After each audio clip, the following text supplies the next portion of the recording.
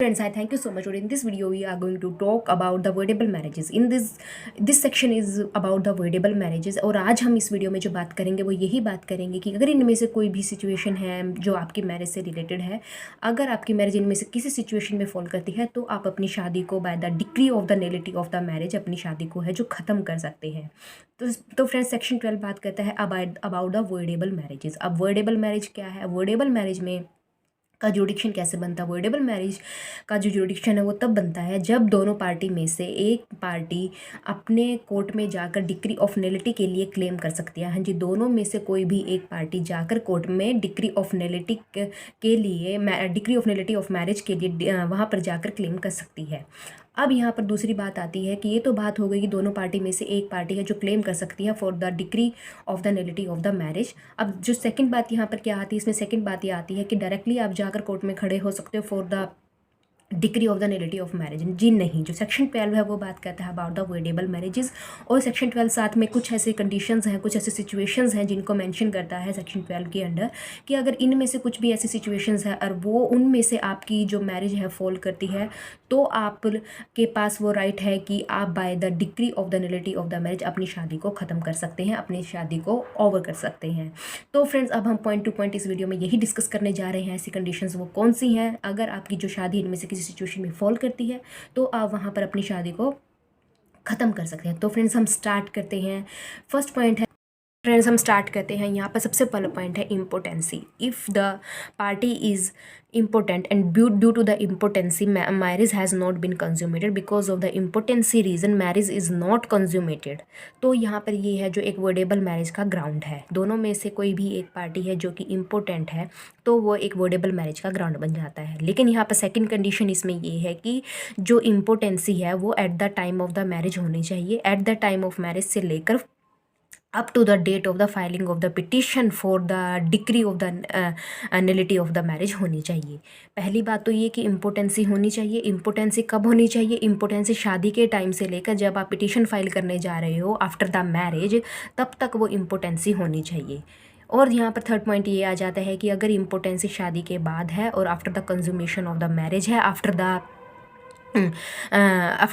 Consummation of the marriage है, तो क्या वहाँ पर वॉइडेबल मैरिज का ग्राउंड बनता है? जी नहीं। जो शादी है, मैंने अभी आपको बताया, इम्पोर्टेंसी है वो at the time of the marriage से लेके जो पिटिशन फाइलिंग की डेट है वहाँ तक इम्पोर्टेंसी होना ज़रूरी है। अगर शादी के बाद after the consummation of the marriage वहाँ पर इम्पोर्टेंसी क्रिएट होती है तो वो वॉइडेबल मैरिज का ग्राउंड नहीं है। अब यहाँ पर थर्ड कंडीशन क्या आ जाती है? अब यहाँ पर थर्ड कंडीशन ये आ जाती है जो इम्पोर्टेंसी है। इम्पोर्टेंसी का मतलब यहाँ specifically for the procreation of the child नहीं है। यहाँ पर इम्पोर्टेंसी का मतलब सिर्फ और सिर्फ giving birth to the child नहीं है। यहाँ पर इम्पोर्टेंस का मतलब है कि जो इम्पोर्टेंसी है जो उसका रीज़न कुछ ऐसे मेंटल इलनेस या कुछ ऐसे फिजिकल इलनेस भी हो सकती है जिसकी वजह से जो मैरिज है वहाँ पर कंज्यूमेट नहीं हो पा रही है। Because of the any mental illness, because of the any physical illness, जो मैरिज है जो कंज्यूमेट नहीं हो पा रही है, इस वजह से भी जो है impotency as a ground for voidable marriage consider किया जा सकता है। तो यहाँ पर प्रोक्रिएशन ऑफ चाइल्ड की का मतलब यहाँ पर ये नहीं है कि तभी वो इम्पोर्टेंसी है। यहाँ पर अगर कुछ ऐसा मेंटली या फिजिकली कुछ ऐसा रीज़न है जिसकी वजह से जो मैरिज है वो कंज्यूमेट नहीं हो पा रही है हस्बैंड वाइफ के बीच में, तो वो भी वहाँ पर वॉइडेबल मैरिज का ग्राउंड बन जाता है। तो फ्रेंड्स, ये तो था इम्पोर्टेंसी का फर्स्ट पॉइंट आ जाता है। मैंने इसमें आपको 3 बेसिक कंडीशंस बताई हैं। अब यहाँ पर हम बात करते हैं जो सेकेंड पॉइंट है वॉइडेबल मैरिज का, वो बात करता है about the insanity, about the recurrent attacks of the insanity. हाँ जी, जो सेकंड पॉइंट है अब ये बात करता है पागलपन के बारे में। अक्सर हस्बैंड और वाइफ अपने आप को बोलते हैं कि पागल, हमें एक दूसरे की बातें समझ में नहीं आती, ये पागलों की तरह बिहेव करता है। पर हम जो इस पॉइंट में मैं आप लोगों के साथ डिस्कस करने जा रही हूँ, हम लीगल पॉइंट ऑफ व्यू से from the perspective of the section में बात करने जा रही हूँ। जो रिकरेंट अटैक ऑफ इंसैनिटी है, जो जैसे कि होता है, काफ़ी लोग आजकल बताकर शादी जब नहीं करते हैं उनके कुछ ऐसी प्रॉब्लम्स होती हैं जैसे कि मिर्गी का दौरा है। आजकल अक्सर सुनने में आ रहा है कि जो लड़का है या लड़की है वो बताकर शादी नहीं करते कि उन्हें किसी तरह के दौरे पड़ते हैं। और फिर जब वो ये जो फैक्ट है जब इसको हाइड किया जाता है और इस फैक्ट को हाइड करने के बाद शादी कर दी जाती है तो ये भी एक वॉइडेबल मैरिज का ग्राउंड बन जाता है। तो हाँ जी, जो अटैक्स हैं इंसैनिटी के आते हैं या अदर टाइप ऑफ अटैक आते हैं तो भी ये एक वॉइडेबल मैरिज का ग्राउंड बन जाता है। पहली कंडीशन ये। And the second condition for insanity is that at the time of the marriage, eight the time of the marriage जो पार्टी है वो वैलिड कंसेंट देने के लिए फॉर मैरिज कैपेबल नहीं है। At the time of the marriage one of the party is incapable to give the valid consent, तो भी वहाँ पर शादी है वहाँ पर वो वर्डेबल ग्राउंड बन जाता है for the decree of the nullity of the marriage. वहाँ शादी को ख़त्म करने के लिए ये भी एक ग्राउंड बन जाता है according to section 12 of the Hindu marriage act. और यहाँ पर इसी में इंसैनिटी में थर्ड पॉइंट क्या आता है। सबसे पहली बात तो मैंने आप लोगों को ये बताई कि इंसैनिटी में दो तरह के हो सकते हैं, तो पागलपन के दौरे, एक अदर टाइप के दौरे होते हैं जैसे कि मिर्गी का दौरा या कुछ और बीमारी का दौरा, और उस फैक्ट को हाइड किया जाता है और आपको नहीं बताया जाता, तो वो वर्डेबल मैरिज का ग्राउंड बन जाता है। एक मैंने आपको ऐसा बताया है कि उसमें जो शी और he is unable to give a valid consent to the marriage, तो वहाँ पर ये इस तरह की कुछ इंसैनिटी है कि उन्हें अपनी खुद की समझ नहीं है और उस बेसमझ की वजह से, बेसमझी की वजह से वो शादी के लिए वैलिड कंसेंट देने के लिए कैपेबल नहीं है, तो ये एक वर्डेबल मैरिज का ग्राउंड बन जाता है अंडर द इंसैनिटी पॉइंट।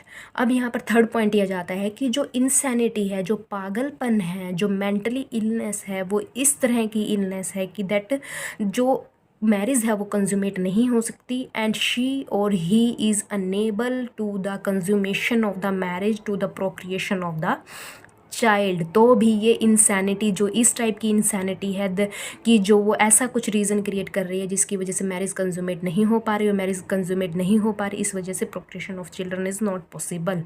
तो यहाँ पर भी जो इस टाइप की इंसैनिटी है वो भी एक वर्डेबल मैरिज का ग्राउंड बन जाता है और वो भी इंसैनिटी के अंडर आ जाती है, इंसैनिटी के अंडर कंसीडर की जाती है। तो अब यहाँ फ्रेंड्स ये वर्डेबल मैरिज का जो सेकंड पॉइंट मैंने आपके साथ डिस्कस किया, इसके अंडर भी ये 3 पॉइंट्स कवर होते हैं वर्डेबल मैरिज का ग्राउंड बनने के लिए।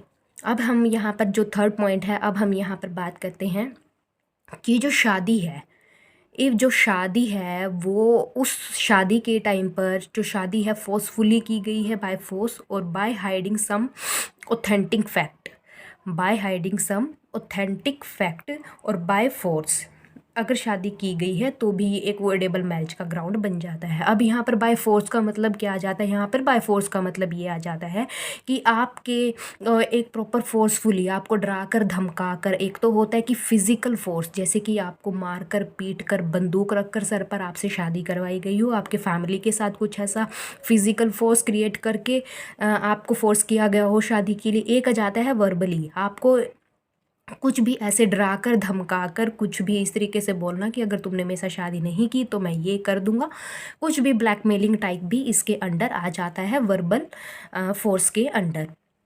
तो ये तो हो गया फोर्स की बात। अब हम बात करते हैं यहाँ पर कंसीलमेंट ऑफ द फैक्ट के बारे में। हाँ जी, फिजिकल फोर्स और the concealment of the fact के बारे में बात करते हैं। कंसीलमेंट ऑफ द फैक्ट में क्या आ जाता है, फ्रॉड, फोर्स एंड फ्रॉड। जो ये सेक्शन जो अब ये थर्ड पॉइंट मैं आप लोगों के साथ बात कर रही हूँ, ये बात करता है फोर्स एंड फ्रॉड के बारे में। फोर्स मैंने आप लोगों के साथ फिजिकल और वर्बल डिस्कस किया। अब मैं जो थर्ड पॉइंट बात, अब जो सेकेंड पॉइंट इसमें बात कर रही हूँ फ्रॉड के बारे में। अब ये फ्रॉड है, ये फ्रॉड किसी भी फॉर्म में हो सकता है। अब मैं आपके साथ जो 3 ऐसे फैक्ट है जो शेयर करने जा रही हूँ अबाउट द फ्रॉड।